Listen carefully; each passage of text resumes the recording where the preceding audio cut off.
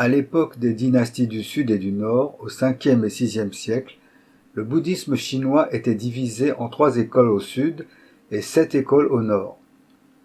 Le bouddhisme est né en Inde et fut transmis en Chine sans que le contenu ni les doctrines enseignées dans les sutras n'aient été organisés et systématisés.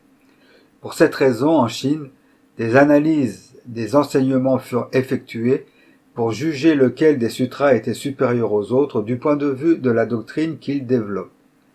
C'est ainsi qu'au cours de la période des dynasties du Sud et du Nord, 10 maîtres, 3 au Sud et 7 au Nord, apparurent, qui fondèrent 3 écoles au Sud du fleuve Yangtze et 7 écoles au Nord. Les 3 écoles du Sud étaient l'école des 3 périodes, l'école des 4 périodes et l'école des 5 périodes. La première, l'école des 3 périodes, fut fondée par le maître du Dharma Ji du temple du mont Hukyu. Les 3 périodes font référence aux enseignements, premièrement, de la période des doctrines déterminées par les caractères, en japonais Usokyo, autrement dit la période des sutras agama.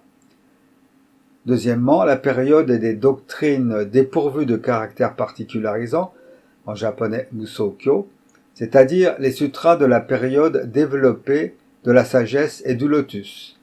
Et enfin, troisièmement, la période de la présence permanente, c'est-à-dire la période du sutra du nirvana. L'école des 4 périodes du maître du Dharma Zhonghai reprit les 3 périodes précédentes en y supprimant le sutra du lotus de la période des doctrines dépourvues de caractères particularisants pour en faire une 4e période indépendante. L'école des 5 périodes fut créée entre autres par le maître du Dharma Fayun, qui, aux 4 périodes précédentes, ajouta une 5e période dont les enseignements discréditent et suppriment le petit véhicule et louent et proclament le grand véhicule. Quant aux 7 écoles du nord du fleuve Yangtze, il s'agit premièrement de l'école des 5 périodes qui reprend les 4 périodes précédentes en y ajoutant l'enseignement des hommes et des cieux, enseignement selon lequel observer les 5 préceptes permet de naître dans le monde des humains et observer les 10 actes de bien permet de naître dans celui des cieux, ne prêche que le bien mondain.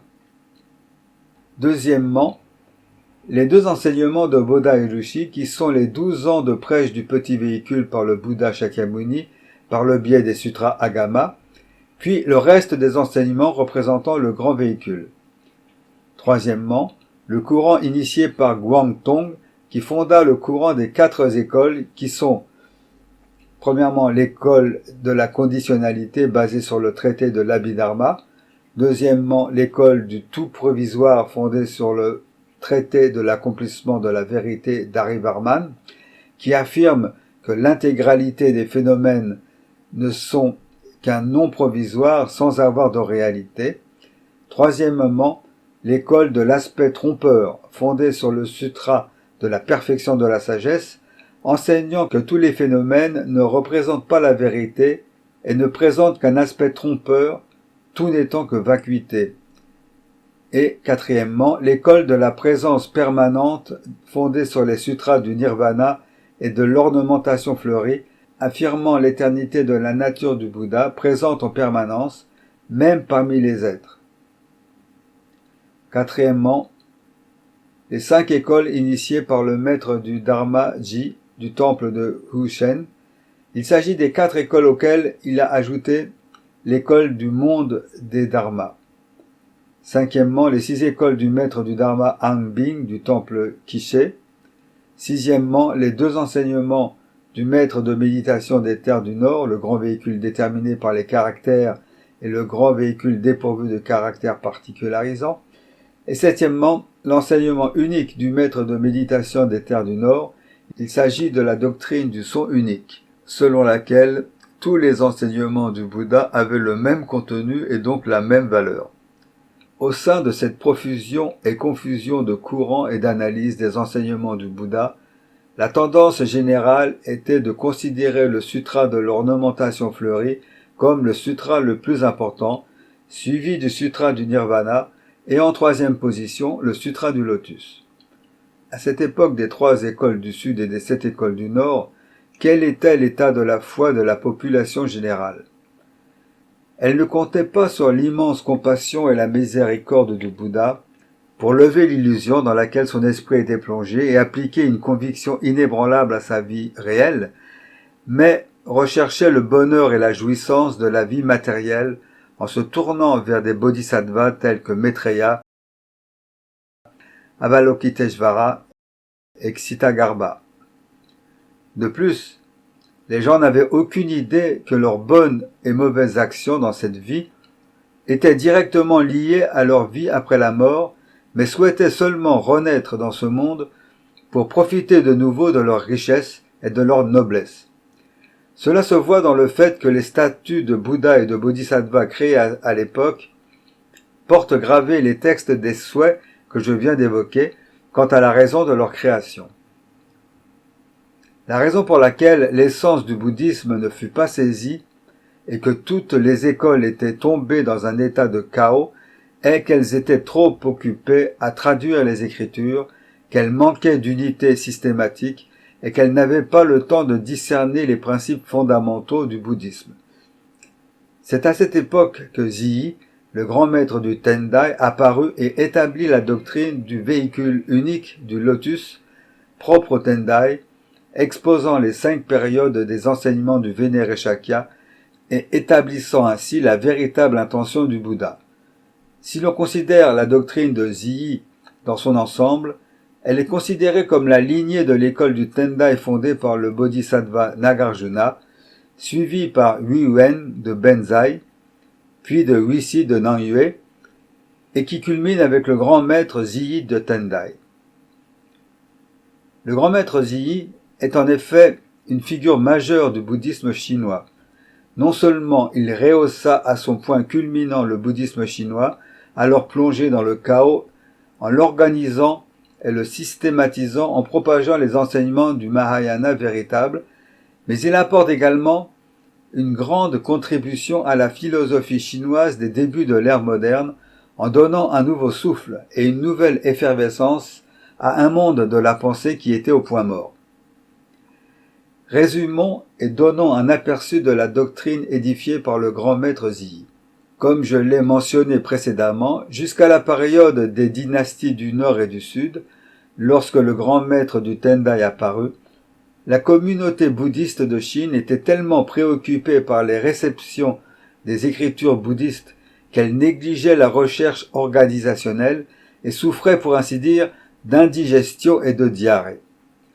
Même ceux qui étaient vénérés pour leur soi-disant connaissance de prêtres de haut rang avaient une mentalité étroite, juste impliquée dans le cadre de ce qu'ils faisaient.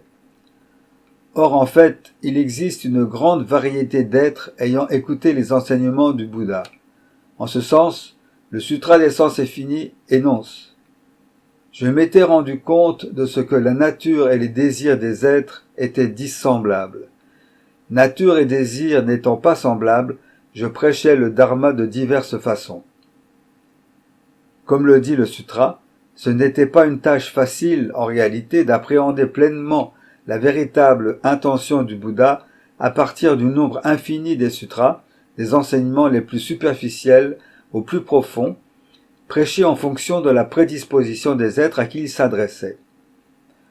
Le grand maître Zhiyi cependant sélectionna et analysa scrupuleusement le contenu et les valeurs de l'énorme quantité de sutras et formula les 5 périodes et les 8 enseignements basés sur les 3 types de doctrines vus au chapitre précédent et parvint à la conclusion que l'essence du bouddhisme est le Sutra du Lotus, que les principes enseignés dans le Sutra du Lotus représentent la véritable intention du Bouddha et que les enseignements des différents autres sutras sont des ramifications du Sutra du Lotus. Les raisons pour lesquelles il put réfuter complètement les grands prêtres des 10 écoles du Nord et du Sud, qui étaient considérés à l'époque comme de grands érudits, est qu'il expérimenta par la pratique la signification profonde du Sutra du Lotus et sa ferme conviction basée sur cette expérience qui l'amena à exprimer la sublime doctrine d'une pensée 3000 qui synthétise la finalité de l'enseignement et de l'éveil du Bouddha. Cette partie de l'enseignement de Zii s'appelle la porte de la doctrine, en japonais Kyōsōmon. Il s'agit de l'étude théorique des sutras et traités. Le pendant de porte de la doctrine est la porte de la contemplation du cœur, en japonais Kanjinmon. La contemplation du cœur est une observation approfondie du dharma en comparant la connaissance et la compréhension acquise de l'enseignement avec sa propre pensée. L'enseignement est une étude objective alors que la contemplation du cœur est la pratique subjective. La conclusion de Zii, après avoir lu le Sutra du Lotus et y avoir réfléchi dans sa pensée, était que pour devenir Bouddha, il n'est pas nécessaire de regarder loin à l'est pour trouver le Bouddha Akshobhya ou à l'ouest pour le Bouddha Amitabha, car la bodhéité est intrinsèquement contenue dans la pensée de chaque personne. C'est ce qu'on appelle la loi mystérieuse de l'esprit. Ce qui signifie que la véritable source de libération et le sens mystérieux de l'univers se trouvent tous à l'intérieur de notre propre corps et que c'est la doctrine du Sutra du Lotus qui l'ouvre à tous les êtres et leur permet d'entrer dans l'éveil. C'est ce qu'expérimenta Zii à travers les écritures et la pratique. Après la mort de Zii, son disciple Zhangan Guanding, 561-632, prit sa succession à la tête de l'école. Ensuite, le courant du Tendai s'affaiblit progressivement jusqu'à l'apparition du sixième successeur de Zii en la personne de Miaole Zandran, qui, par ses commentaires sur les trois œuvres majeures de Zii, sur le Sutra du Lotus, fit revivre l'école. Ses successeurs furent Dao Sui et Syngman. Par la suite, à partir de la grande persécution anti-bouddhiste de l'an 845 et des perturbations qui se produisirent à la fin de la dynastie des Tang, l'école périclita. Elle se scinda en deux courants qui s'affrontèrent et, avec l'effondrement général du bouddhisme en Chine, qui commença à la fin de la dynastie des Song, elle déclina complètement. À l'époque de Dao Sui et de Syngman, le grand maître japonais Dengyo Saicho fit la traversée en Chine pour étudier les doctrines du Tendai dont il reçut la transmission de leur part. À son retour au Japon en 805, il s'installa au temple Enryakuji du mont Hiei, près de Kyoto, où il s'efforça dans la propagation du Dharma en instaurant l'école du Tendai japonais. Son successeur fut son disciple Gishin, qui l'avait accompagné lors de son voyage en Chine, au cours duquel il servit d'interprète et de traducteur. Après Gishin, Jikaku et Chisho firent à leur tour le voyage en Chine, mais ils étudièrent dans d'autres écoles et à leur retour, ils incorporèrent les doctrines ésotériques du Shingon dans le Tendai.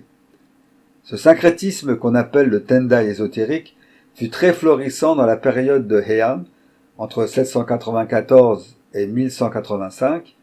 On dit qu'il fut la matrice de toutes les nouvelles religions qui apparurent à l'époque de Kamakura, de 1185 à 1333.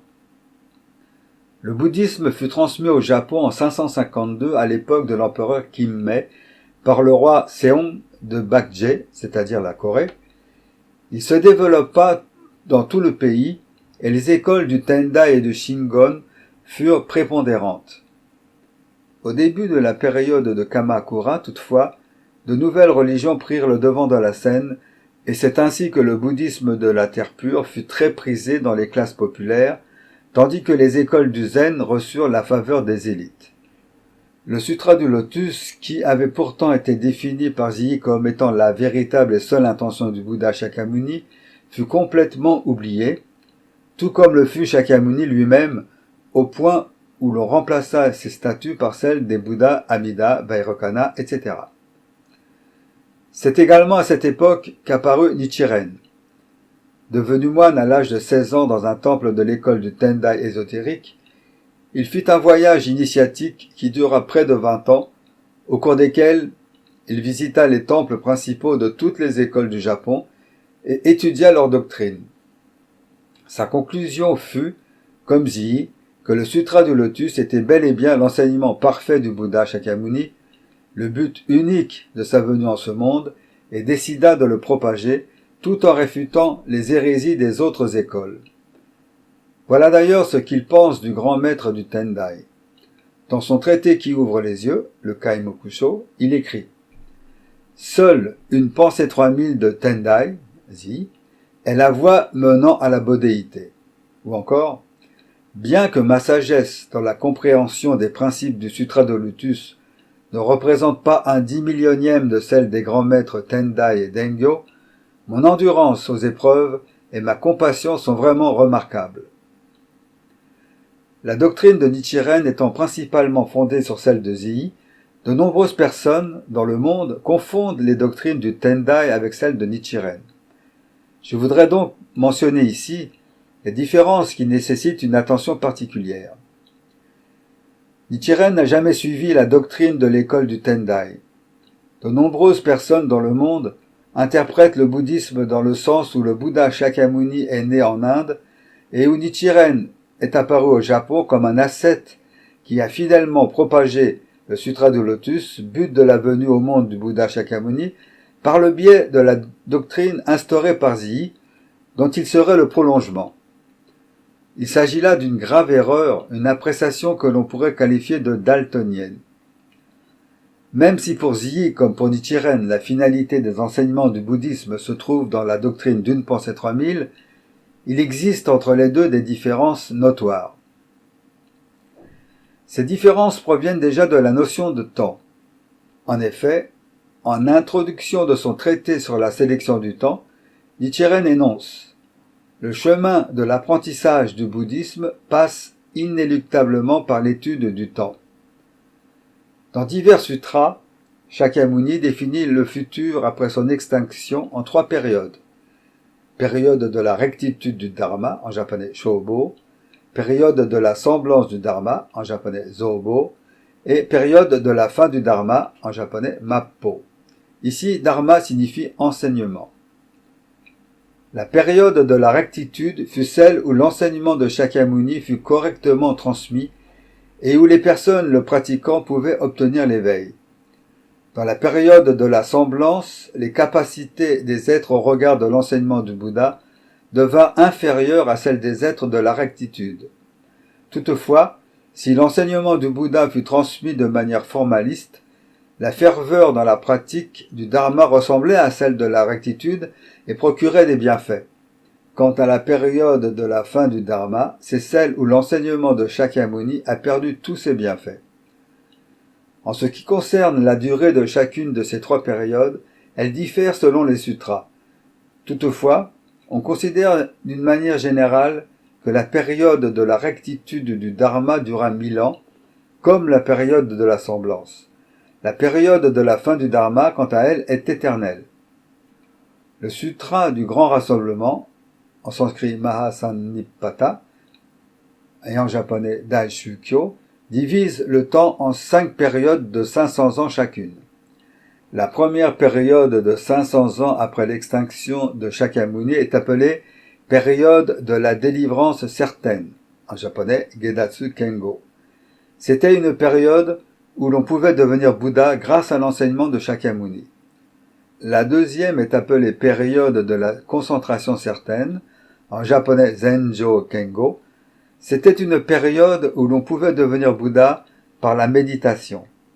La troisième est appelée période de la lecture, récitation et érudition certaine, en japonais Dokuju Tamon Tengo. Ce fut une période où la lecture et la récitation des sutras, l'étude des doctrines et les débats se développèrent. La quatrième est appelée période de la construction certaine de nombreux stupas et temples, en japonais Tazo Toji Kengo. Au cours de cette période, on construisit de nombreux temples et pagodes. Enfin, la 5e et dernière période de 500 ans est appelée période des luttes et débats au cours de laquelle le Dharma blanc se cache et meurt. En japonais, Tojo Kengo, Byakuho Onmotsu. C'est la période où les luttes et les disputes sont vives et où le Dharma blanc, c'est-à-dire l'enseignement de Shakyamuni permettant l'éveil, s'éteint et n'apporte plus de bienfaits. Si l'on applique les 5 périodes de 500 ans aux 3 périodes de la rectitude, de la semblance et de la fin du Dharma, les 2 premières, période de la délivrance certaine et de la concentration certaine, correspondent à la période de la rectitude. Les 2 suivantes, période de la lecture, récitation et érudition certaine et de la construction certaine de nombreux stupas et temples, correspondent à la période de la semblance. La dernière, période des luttes et débats au cours de laquelle le Dharma blanc se cache et s'éteint, s'applique au début de la fin du Dharma. Dans le traité sur la sélection du temps, Nichiren reprend cette définition. Dans le Sutra du Grand Rassemblement, le Vénéré du monde au Grand Éveil définit l'avenir après son extinction pour le Bodhisattva Corbeille de Lune. Il dit « Après mon extinction et mon passage, 500 ans verront la délivrance certaine.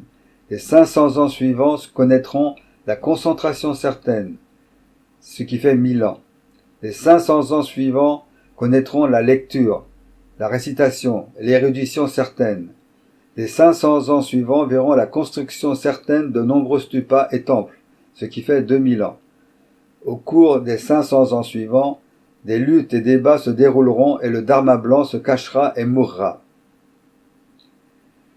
Cette analyse de l'avenir après l'extinction de Shakyamuni montre qu'avec le temps, la vie des êtres se souille et leur capacité diminue. Plusieurs raisons à ce phénomène peuvent être envisagées.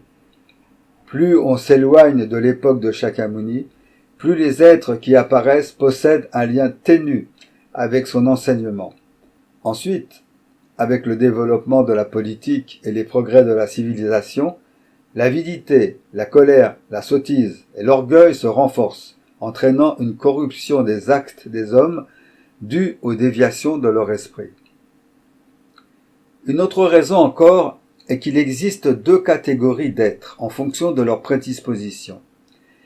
Il y a ceux qui possèdent déjà le bien à l'origine, en japonais Hon-i Uzen, et ceux qui ne possèdent pas encore le bien à l'origine, en japonais Hon-mi Uzen. Le mot bien désigne ici l'ensemencement par l'écoute du Sutra du Lotus. Les personnes nées dans les périodes de la rectitude et de la semblance, du Dharma, avaient toutes un lien avec le Bouddha Shakyamuni, duquel elles ont reçu l'ensemencement dans le passé lointain. Ensemencement qui mûrit au cours du temps et dont la récolte, l'éveil, se déroula pendant les périodes du vivant de Shakyamuni et les périodes suivantes de la rectitude et de la semblance. Or les gens apparus dans la période de la fin du Dharma, c'est-à-dire nous, n'ont jamais reçu l'ensemencement et n'ont donc aucun lien avec le Bouddha Shakyamuni. De ce fait, nous aurions beau pratiquer tous les enseignements et sutras de Shakyamuni, il n'y aurait aucun effet de bodhéité.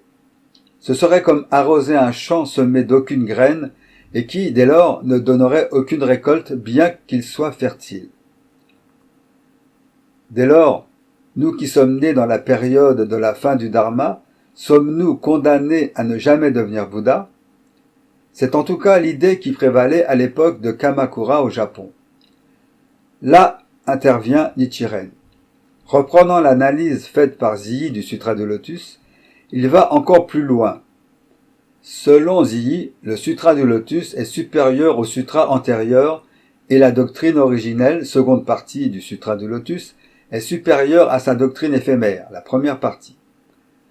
Pour Nichiren, le Sutra du Lotus entier est destiné aux personnes présentes dans les périodes du vivant de Shakyamuni et dans les 2 millénaires qui suivirent son extinction, à savoir les périodes de la rectitude et de la semblance du Dharma.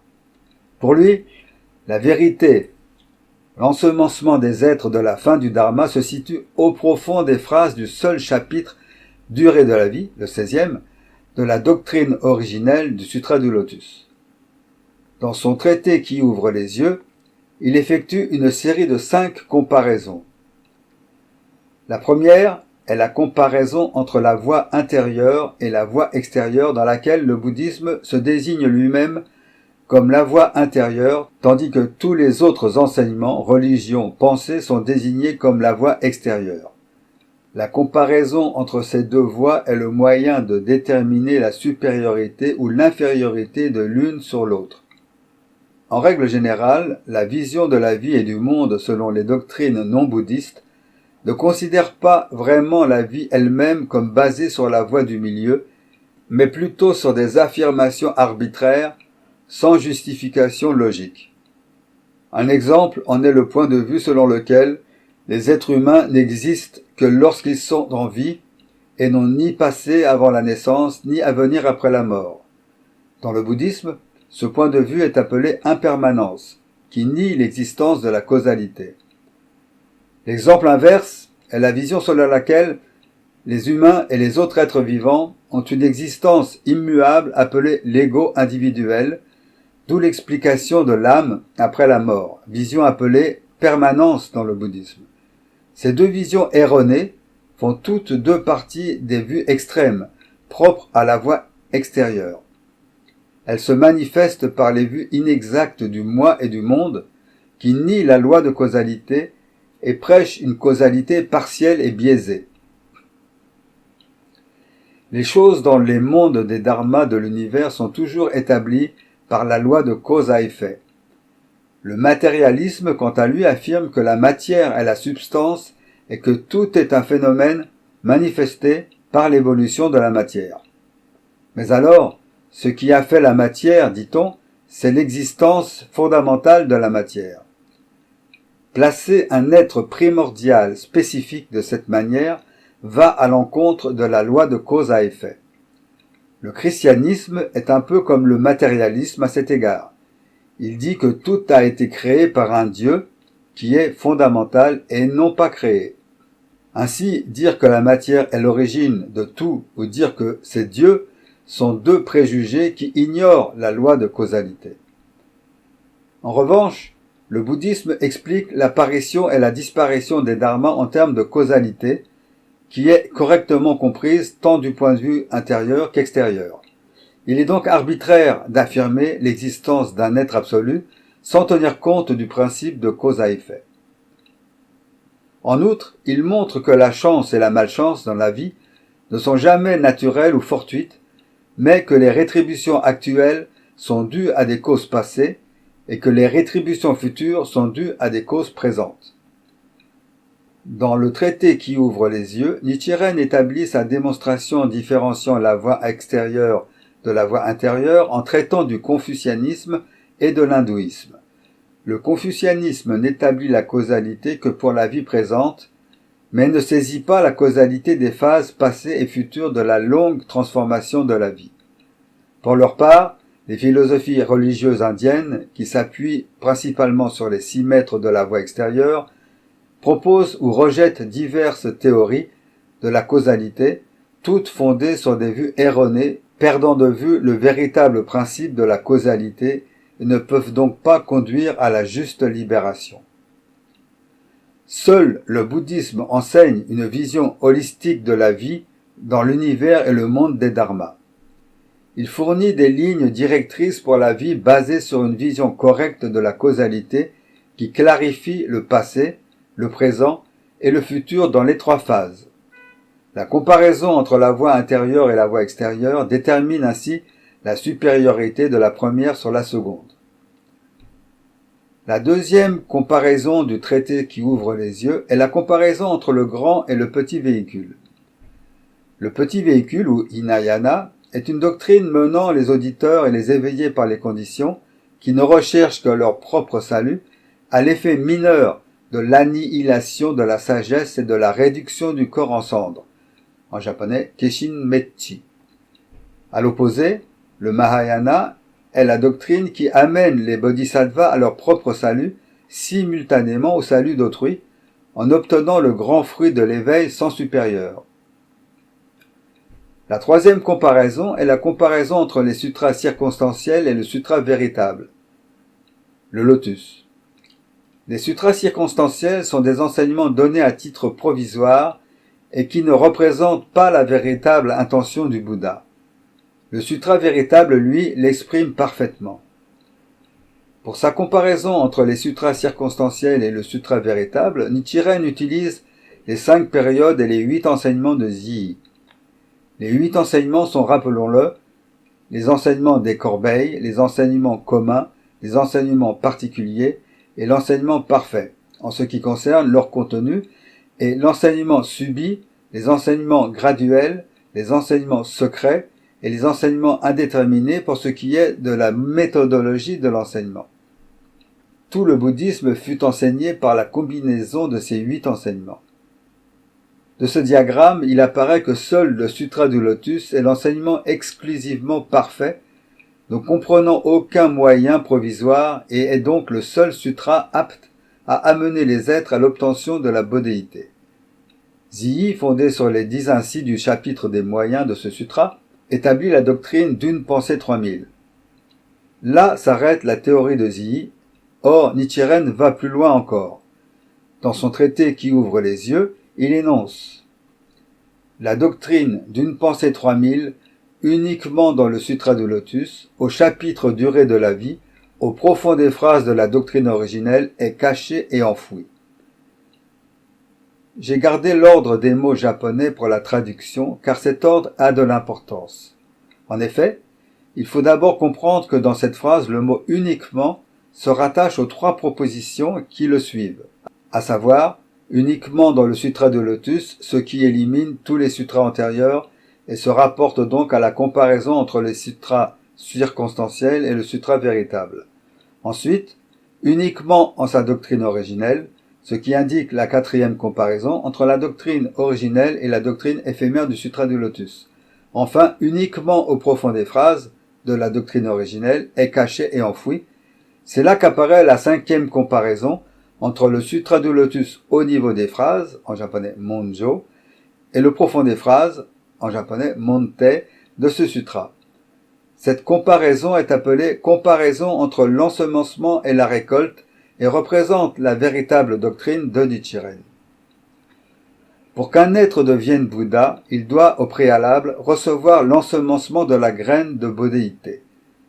Pour les êtres ayant un lien avec le Bouddha Shakyamuni, cet ensemencement eut lieu dans le passé infiniment lointain appelé le passé des 500 grains de poussière d'éon, en japonais Gohyaku Jintengo. Par la suite, cette graine mûrit, notamment dans le passé plus proche des 3000 grains de poussière d'éon, en japonais Sanzen Jintengo, puis arriva à maturation à l'époque du prêche du 16e chapitre du Sutra du Lotus, au cours duquel ils purent récolter le fruit de la bodhéité. Mais ce processus était celui des êtres ayant un lien avec le Bouddha Shakyamuni qui possédait déjà le bien à l'origine, Hon-I Uzen.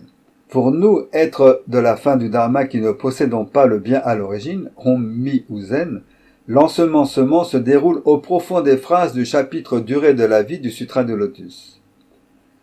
Zii détermina que ce chapitre révélait pour la première fois la cause de l'éveil, l'effet de la bodhéité et le lieu où demeure le Bouddha Shakyamuni. Rappelons succinctement que ces 3 merveilles réunies apparaissent sous la forme des phrases « À l'origine, j'ai pratiqué les austérités de Bodhisattva et la longévité que j'ai réalisée » en japonais « Ga Hongyo Bo Satsudo Shoujo Jumyo » pour la cause. Depuis que j'ai réalisé l'éveil, un temps fort long s'est écoulé, en japonais Ga Jobusu Ilai Jindai Kuon pour les faits, et j'ai toujours été dans ce monde de l'endurance à prêcher et convertir, en japonais Ga Jozaishi Shaba Seikai Seppo Kyoke, pour le lieu de résidence du Bouddha. Pour Nichiren, ces phrases cachent en leur profondeur le but véritable de l'apparition d'un Bouddha en ce monde, c'est-à-dire les 3 grands dharmas ésotériques.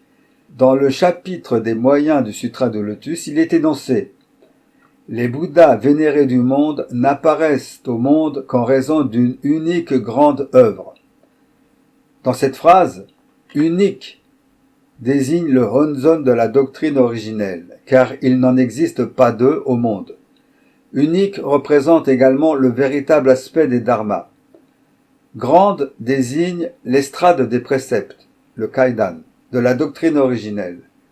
Elle est grande car supérieure aux estrades des préceptes et des enseignements provisoires et de la doctrine éphémère du Sutra de Lotus, et également parce qu'elle doit être construite sur le lieu le plus sublime. Œuvre désigne le daimoku de la doctrine originelle. On l'appelle œuvre parce qu'il ne s'agit plus de la pratique théorique du Tendai, mais de la pratique concrète. La racine de ces trois grands dharmas ésotériques est le Honzon de la doctrine originelle qui les contient tous les trois. Pour revenir à la cause, l'effet et le territoire originel du chapitre durée de la vie, à l'origine, j'ai pratiqué les austérités de Bodhisattva désigne la pratique, et la longévité que j'ai réalisée désigne la foi qui remplace la sagesse. Cette pratique renferme donc la signification du daimoku de la doctrine originelle. Dans la phrase « Depuis que j'ai réalisé l'éveil, je » se rapporte au corps de dharma du Bouddha, l'éveil se rapporte à l'infinie sagesse du corps de rétribution du Bouddha, et depuis, qui peut être divisé en deux, indiquant le passé, et puis, indiquant le futur, le présent se trouvant entre les deux, désigne la compassion du corps de communication du Bouddha apparaissant en fonction des circonstances. Un temps fort long s'est écoulé, étant les trois corps originels du Bouddha, son expression ultime, il s'agit du Bouddha au triple corps, sans artifice, du tout début de l'origine lointaine et étendue, en japonais Kuon Ganjo, autrement dit, le Honzon de la doctrine originelle. J'ai toujours été dans ce monde de l'endurance à prêcher et convertir, désigne le lieu d'activité du Bouddha, le lieu où réside le Honzon, autrement dit le grand sanctuaire de la doctrine originelle. En d'autres termes, le profond des phrases du chapitre durée de la vie renferme les trois grands dharmas ésotériques aptes à faire atteindre la bodhéité à tous les êtres de la fin du dharma, dépourvus du bien à l'origine que nous sommes. Or, quand Nichiren parle du Honzon, il ne s'agit pas de n'importe quel Honzon. Dans les difficultés du saint, en japonais Shonin Gonanji, Nichiren écrit « Face au sud, dans le sanctuaire du Bouddha, du pavillon de tous les Bouddhas du temple appelé Seichoji, à l'heure du cheval, j'ai parlé pour la première fois de cette doctrine. Cela fait à présent 27 ans, en cette deuxième année de Koan, année du lièvre, signe de terre cadette. Il fallut plus de 40 ans au Bouddha, plus de 30 ans au grand maître du Tendai, plus de 20 ans au grand maître Dengyo, pour qu'ils réalisent le but de leur venue en ce monde. Inutile d'évoquer les difficultés qu'ils rencontrèrent. Je les ai déjà mentionnées. Moi, il m'a fallu 27 ans. Les épreuves que j'ai endurées sont telles que vous les connaissez. Il apparaît donc évident que le but de la venue en ce monde de Nichiren est la réalisation des trois grands dharmas ésotériques par le biais de l'inscription du Honzon de la deuxième année de Koan, 1279, c'est-à-dire le Daigo Honzon enchâssé au Taisykiji, temple principal de l'école Nichiren Shoshu, matérialisation du principe d'une pensée 3000. Pour conclure ce chapitre, je dirais que le but de la pratique du bouddhisme est de devenir Bouddha. Or, le processus de l'éveil demande d'abord à ce qu'il y ait l'ensemencement de la graine de bodhéité dans le champ spirituel des êtres ordinaires. Il faut ensuite que cette graine mûrisse avant de pouvoir la récolter et d'obtenir le fruit de la bodhéité. Le mûrissement demande une ascèse incessante faisant évoluer l'aspirant Bouddha dans un parcours comprenant 52 degrés. Selon l'enseignement particulier et l'enseignement parfait, le bodhisattva du grand véhicule, après qu'il ait fait naître la pensée de l'éveil, doit accumuler les pratiques qui le mènent au fruit de la bodhéité. Son développement se produit en 52 degrés qui sont les 10 degrés de foi, les 10 degrés de station, les 10 degrés de pratique, les 10 degrés de transfert, les 10 degrés de terre, l'éveil égal et l'éveil merveilleux. Dans les sutras antérieurs, ce processus demandait une ascèse continue, vie après vie, au cours de très nombreux éons. Pour Zii, ce processus des 52 degrés s'opère en une vie. Or, il faut savoir que la pratique à laquelle s'adonnait Zii était composée de pratiques auxiliaires et de pratiques principales. Les pratiques auxiliaires, préparatoires aux pratiques principales, étaient composées de 25 moyens, répartis en 5 catégories de 5 sujets à cultiver ou à maîtriser afin de se préparer à une ascèse sérieuse de la contemplation. Le premier moyen était réunir 5 conditions. C'était respecter les préceptes, préparer un minimum de nourriture et de vêtements, résider dans un endroit calme et isolé, mettre fin à toutes les responsabilités mondaines et approcher un ami de bien. Le deuxième moyen, c'était renoncer, c'est-à-dire restreindre et contrôler, renoncer au désir sensuel de la forme, du son, de l'odeur, du goût et du toucher. Le troisième moyen, c'était rejeter les 5 obstacles que sont l'avidité, la colère, la paresse, la honte et le doute. Le quatrième moyen, le quatrième groupe de moyens, régulariser son alimentation, son sommeil, son corps, sa respiration et son esprit. Le cinquième groupe de moyens était les 5 pratiques supplémentaires concernant les désirs, la diligence, la pleine conscience, la sagesse habile et l'esprit unique.